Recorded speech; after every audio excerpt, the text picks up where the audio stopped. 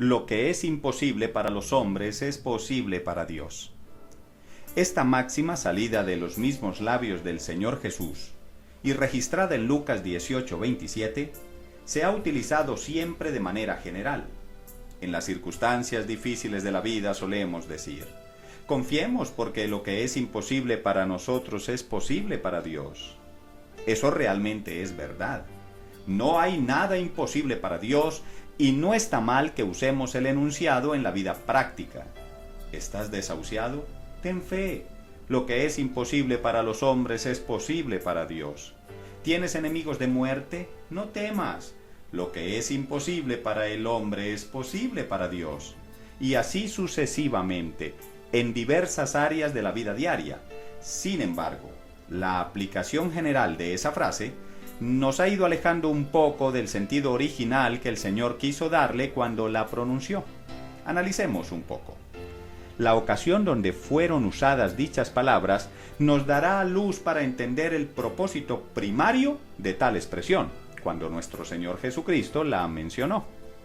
La ocasión la encontramos en el contexto inmediato de Lucas 18:27, o sea, los versículos anteriores. Un hombre rico indagó a Jesús acerca de lo que debía hacer para heredar la vida eterna. El Señor le preguntó si conocía la ley de Dios. Él le contestó que sí, y que la guardaba toda desde su juventud.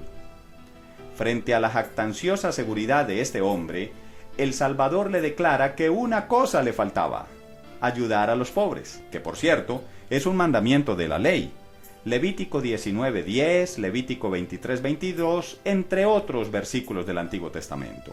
Lo que quiere decir que la jactancia del rico, de supuestamente ser guardador de la ley, se desvanecía porque no la cumplía toda. Así que el consejo del maestro es: vende lo que tienes y repártelo a los pobres. El rico se entristece grandemente porque tenía muchas posesiones, y Jesús exclama: cuán difícil es que un rico entre en el reino de Dios. Es más fácil que pase un camello por el ojo de una aguja que un rico entre en el reino de Dios. Frente a lo dicho por el Señor, los presentes se asombran y desconcertados exclaman: ¿quién pues podrá ser salvo? Esa es la ocasión. La respuesta del Señor allí es muy clara. En ese momento exacto es que dice: lo que es imposible para el hombre es posible para Dios.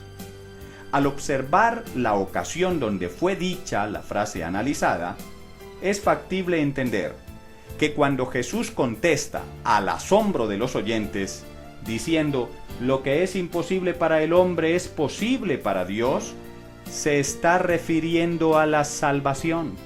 Es imposible para nosotros salvarnos, pero es posible para Dios, que todo lo puede, salvarnos. Ese es el gran propósito de la frase en el contexto donde fue dicha por Cristo Jesús. La aplicación que regularmente le damos a esa frase en la vida práctica es verdad, pero no es el sentido primario de cuando Jesús la dijo en aquel momento específico. Originalmente, lo que quiere decir la frase es que al hombre le es imposible salvarse por sí mismo, pero Dios puede salvarlo, porque lo que es imposible para el hombre salvarse es posible para Dios salvarlo. En ese versículo la frase no es una expresión general, sino específica, relacionada con la salvación de los seres humanos. Eso no indica que no pueda usarse de manera general, pues Dios en verdad todo lo puede, pero en el verso se refiere directamente a la salvación. La clave está en el verso anterior de Lucas 18:27. ¿Quién pues podrá ser salvo?, dijeron algunas personas con gran asombro y desconcierto. Lo que es imposible para los hombres es posible para Dios, respondió nuestro Señor Jesucristo. Nunca lo olvidemos. Por buenos que seamos, no nos alcanza para salvarnos. Es imposible salvarnos por nosotros mismos.